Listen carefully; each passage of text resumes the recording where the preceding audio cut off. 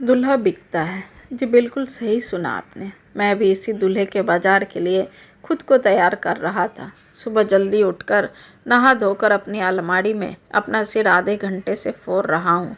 समझ ही नहीं आ रहा है कि क्या पहनूं जिसे देखकर लड़कियों की लाइन लग जाए।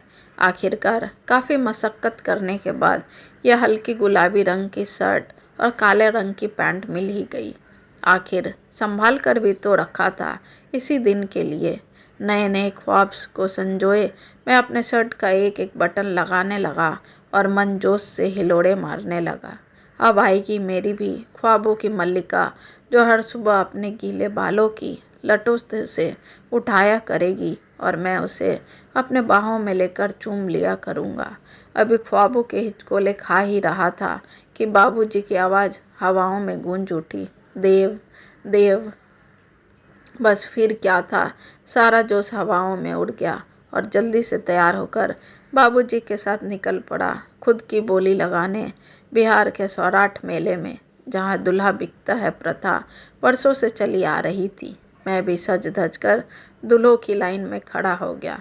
मेरे साथ साथ कई और दूल्हे सज सवर कर अपनी दुल्हनिया का बेसब्री से इंतजार कर रहे थे। पर उसमें से एक दूल्हा ऐसा था जिसे देखकर तो ऐसा लग रहा था मानो उसे कोई लड़की ही नहीं मिलेगी। मतलब देखने सुनने में ना अच्छा था ना बुरा था। हाइट बॉडी बिल्कुल बॉडी बिल्डर सा था, मतलब किसी अखाड़े का पहलवान।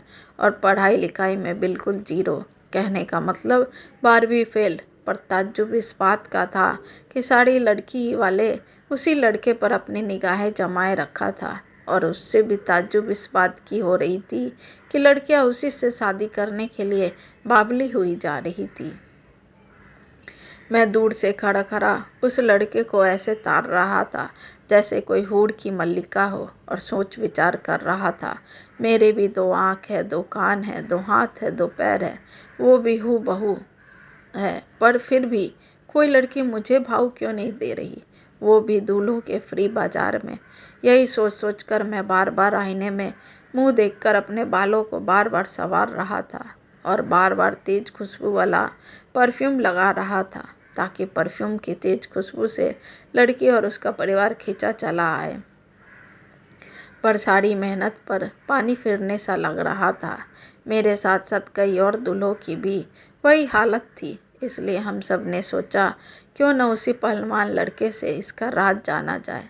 हम सब यही सोचकर उस लड़के को साइड में बुलाया और कहा, भाई तुम्हारे में ऐसा क्या है जो हम पढ़े लिखे नौजवान लड़कों में नहीं है, जो सारी लड़कियां तुम्हारी तरफ खींची चली आ रही है और उसके घर वाले तुझे अपने घर का दामाद बनाने के लिए उतावला हुए जा रहे हैं।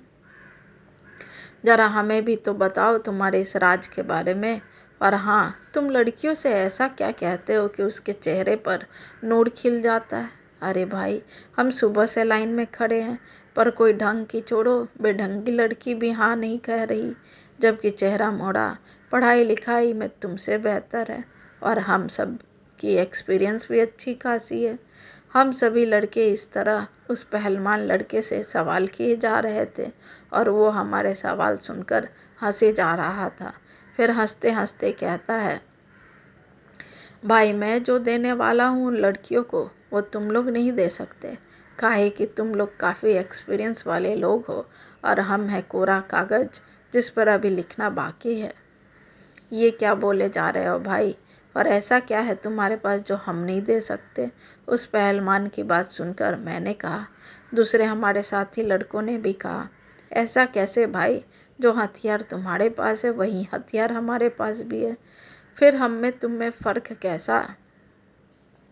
अरे ठहरो ठहरो भाइयों, तुम समझे नहीं, और फ़र्क भी है भाई। हम जो दे रहे हैं वो तुम नहीं दे पाओगे। तुम लोग खेले हुए खिलाड़ी हो और हम अभी अभी मैदान में उतरे हैं, तो फ़र्क तो रहेगा ना। फिर वही बात, मैं थोड़ा गुस्से से बोला, अच्छा नहीं समझे तो फिर शांत हो जाओ, शांत हो जाओ भाइयों और गौर से सुनो मेरी बात। पर तनिक पास आओ, नहीं तो कोई सुन लेगा। हम सब बड़ी उत्सुकता के साथ उसके बिल्कुल करीब आ गए और जब उसने अपना भेद खोला तो हम सब की तो हंसी ही नहीं रुक रही थी। फिर हम सब ने भी वही कहा जो उस पहलवान भाई ने हमें बताया।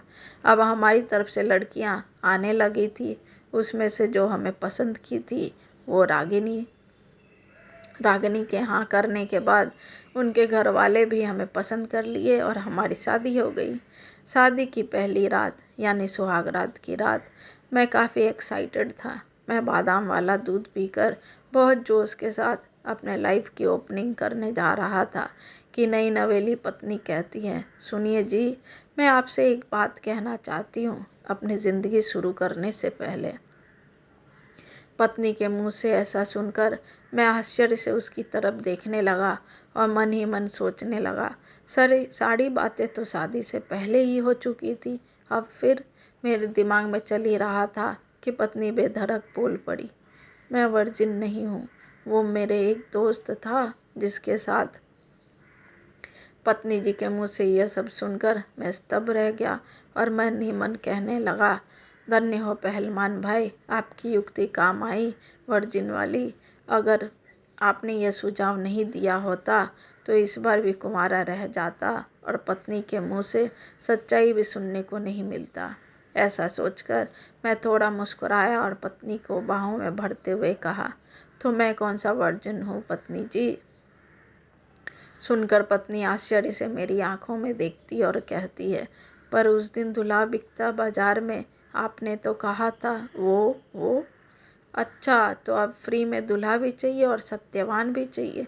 ये तो बड़ी नाइंसाफ़ी हो जाएगी सती सावित्री जी। ऐसा कहकर हम दोनों ठहाके लगाकर हंसने लगे। और फिर क्या, अब पूरी रासलीला सुनाऊं या फिर अपनी अपनी वाली के साथ रासलीला भी करेंगे।